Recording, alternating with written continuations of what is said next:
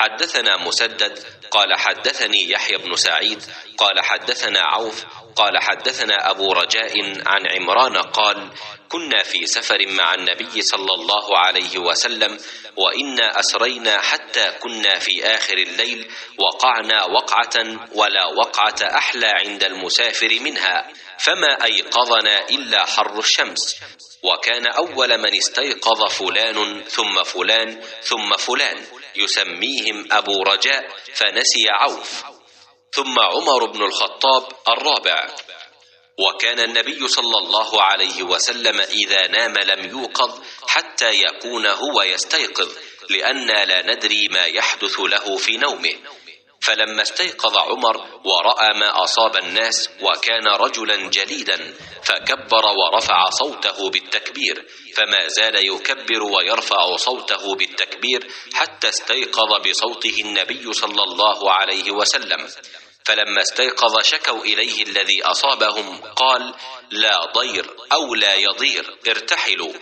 فارتحل فسار غير بعيد، ثم نزل فدعا بالوضوء فتوضأ، ونودي بالصلاة فصلى بالناس. فلما انفتل من صلاته إذا هو برجل معتزل لم يصلي مع القوم، قال: ما منعك يا فلان أن تصلي مع القوم؟ قال: أصابتني جنابة ولا ماء. قال: عليك بالصعيد فإنه يكفيك. ثم صار النبي صلى الله عليه وسلم فاشتكى إليه الناس من العطش، فنزل فدعا فلانا كان يسميه أبو رجاء، نسيه عوف، ودعا عليا فقال: اذهبا فابتغي الماء. فانطلقا فتلقيا امرأة بين مزادتين أو سطيحتين من ماء على بعير لها، فقال لها: أين الماء؟ قالت: عهدي بالماء أمس هذه الساعة، ونفرنا خلوف. قال لها: انطلقي إذن. قالت: إلى أين؟ قال: إلى رسول الله صلى الله عليه وسلم. قالت: الذي يقال له الصابئ؟ قال: هو الذي تعنين. فانطلقي. فجاء بها إلى النبي صلى الله عليه وسلم وحدثاه الحديث. قال: فاستنزلوها عن بعيرها، ودعا النبي صلى الله عليه وسلم بإناء ففرغ فيه من أفواه المزادتين أو السطيحتين، وأوكأ أفواههما، وأطلق الغزالي، ونودي في الناس: اسقوا واستقوا، فسقى من شاء واستقى من شاء. وكان آخر ذاك أن أعطى الذي أصابته الجنابة إناء من ماء، قال: اذهب فأفرغه عليك، وهي قائمة تنظر إلى ما يفعل بمائها، وأيم الله لقد أقلع عنها، وإنه ليخيل إلينا أنها أشد ملأة منها حين ابتدأ فيها. فقال النبي صلى الله عليه وسلم: اجمعوا لها. فجمعوا لها من بين عجوة ودقيقة وسويقة، حتى جمعوا لها طعاما، فجعلوها في ثوب، وحملوها على بعيرها، ووضعوا الثوب بين يديها. قال لها: تعلمين ما رزقنا من مائك شيئا، ولكن الله هو الذي أسقانا. فأتت أهلها وقد احتبست عنهم، قالوا: ما حبسك يا فلانة؟ قالت: العجب، لقيني رجلان فذهبا بي إلى هذا الذي يقال له الصابئ، ففعل كذا وكذا، فوالله إنه لأسحر الناس من بين هذه وهذه. وقالت بإصبعيها الوسطى والسبابة فرفعتهما إلى السماء، تعني السماء والأرض، أو إنه لرسول الله حقا. فكان المسلمون بعد ذلك يغيرون على من حولها من المشركين، ولا يصيبون الصرم الذي هي منه. فقالت يوما لقومها: ما أرى أن هؤلاء القوم يدعونكم عمدا، فهل لكم في الإسلام؟ فأطاعوها فدخلوا في الإسلام. قال أبو عبد الله: صبأ خرج من دين إلى غيره. وقال أبو العالية: الصابئون فرقة من أهل الكتاب يقرؤون الزبور.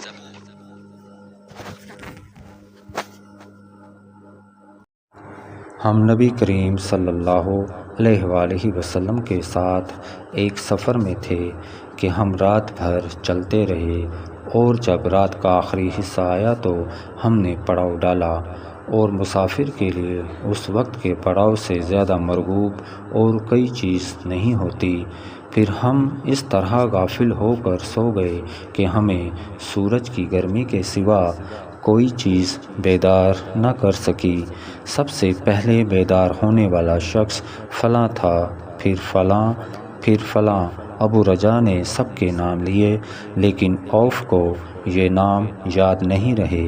پھر چوتھے نمبر پر جاگنے والے عمر بن خطاب رضی اللہ عنہ تھے، اور جب نبی کریم صلی اللہ علیہ وآلہ وسلم آرام فرماتے تو ہم آپ کو جگاتے نہیں تھے یہاں تک کہ آپ خود بخود بیدار ہوں، کیونکہ ہمیں کچھ معلوم نہیں ہوتا کہ آپ پر خواب میں کیا تازہ وحی آتی ہے۔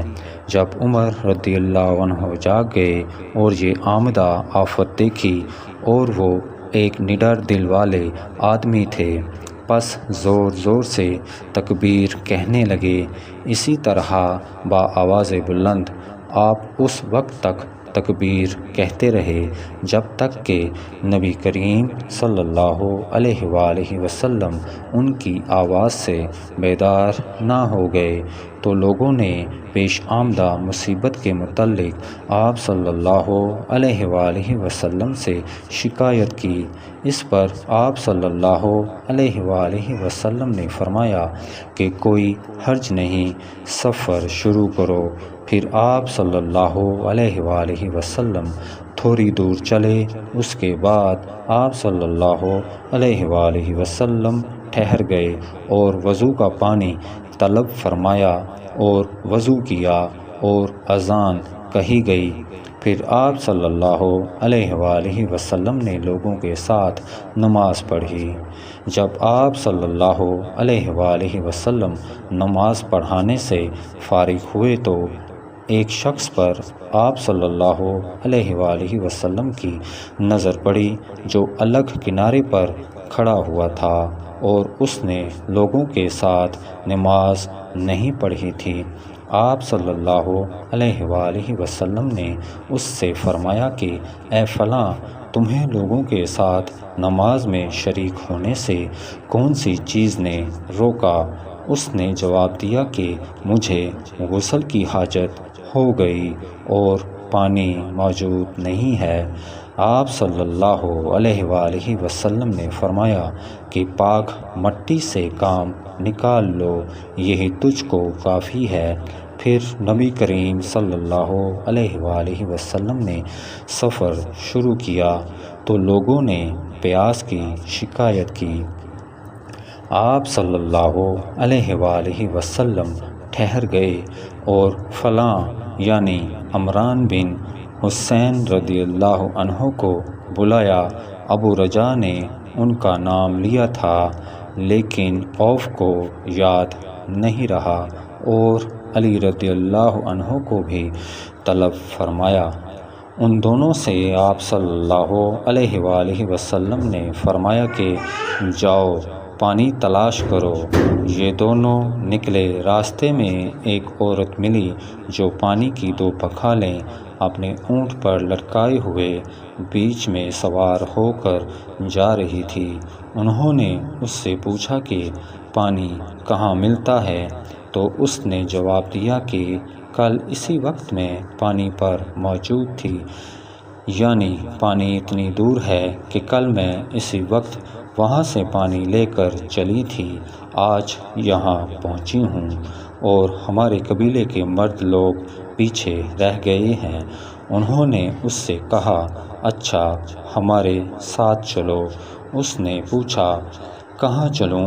انہوں نے کہا رسول اللہ صلی اللہ علیہ وآلہ وسلم کی خدمت میں۔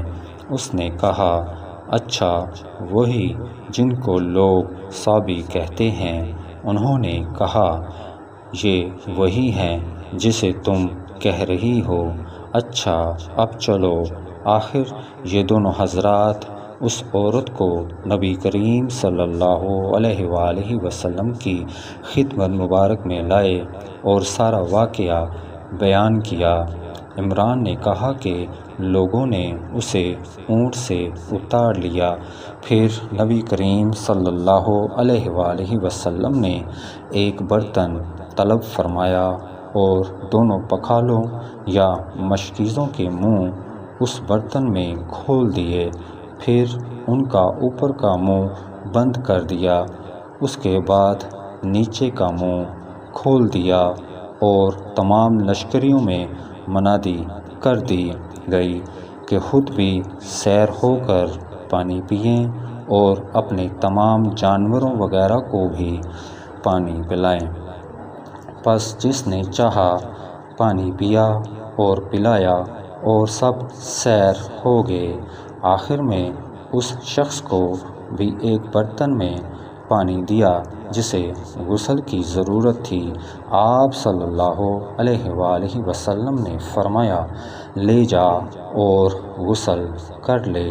وہ عورت کھڑی دیکھ رہی تھی کہ اس کے پانی سے کیا کیا کام لیے جا رہے ہیں، اور اللہ کی قسم جب پانی لیا جانا ان سے بند ہوا تو ہم دیکھ رہے تھے کہ اب مشکیزوں میں پانی پہلے سے بھی زیادہ موجود تھا۔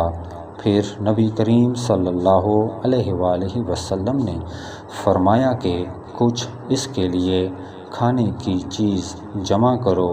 لوگوں نے اس کے لیے عمدہ قسم کی کھجور، اجوا، آٹا اور ستو اکٹھا کیا، یہاں تک کہ بہت سارا کھانا اس کے لیے جمع ہو گیا تو اسے لوگوں نے ایک کپڑے میں رکھا اور عورت کو اونٹ پر سوار کر کے اس کے سامنے وہ کپڑا رکھ دیا۔ رسول اللہ صلی اللہ علیہ وآلہ وسلم نے اس سے فرمایا کہ تمہیں معلوم ہے کہ ہم نے تمہارے پانی میں کوئی کمی نہیں کی ہے، لیکن اللہ تعالیٰ نے ہمیں سیراب کر دیا۔ پھر وہ اپنے گھر آئی، دیر کافی ہو چکی تھی، اس لیے گھر والوں نے پوچھا کہ اے فلانی، کیوں اتنی دیر ہوئی؟ اس نے کہا، ایک عجیب بات ہوئی، وہ یہ کہ مجھے 2 آدمی ملے اور وہ مجھے اس شخص کے پاس لے گئے جسے لوگ صابی کہتے ہیں۔ وہاں اس طرح کا واقعہ پیش آیا، اللہ کی قسم وہ تو اس کے اور اس کے درمیان سب سے بڑا جادوگر ہے، اور اس نے بیچ کی انگلی اور شہادت کی انگلی آسمان کی طرف اٹھا کر اشارہ کیا۔ اس کی مراد آسمان اور زمین سے تھی، یا پھر وہ واقعی اللہ کا رسول ہے۔ اس کے بعد مسلمان اس قبیلے کے دور و نزدیک کے مشرکین پر حملے کیا کرتے تھے، لیکن اس گھرانے کو جس سے اس عورت کا تعلق تھا کوئی نقصان نہیں پہنچاتے تھے۔ یہ اچھا برتاؤ دیکھ کر ایک دن اس عورت نے اپنی قوم سے کہا کہ میرا خیال ہے کہ یہ لوگ تمہیں جان بوجھ کر چھوڑ دیتے ہیں، تو کیا تمہیں اسلام کی طرف کچھ رغبت ہے؟ قوم نے عورت کی بات مان لی اور اسلام لے آئی۔ ابو عبداللہ امام بخاری رحمہ اللہ نے فرمایا کہ سبا کے معنی ہیں اپنا دین چھوڑ کر دوسرے دین میں چلا گیا، اور ابو علیہ نے کہا کہ سابئین اہل کتاب کا ایک فرقہ ہے جو زبور پڑھتے ہیں، اور سورہ یوسف میں جو اسب کا لفظ ہے وہاں بھی اس کے معنی عمل کے ہیں۔ صحیح بخاری حدیث نمبر 344۔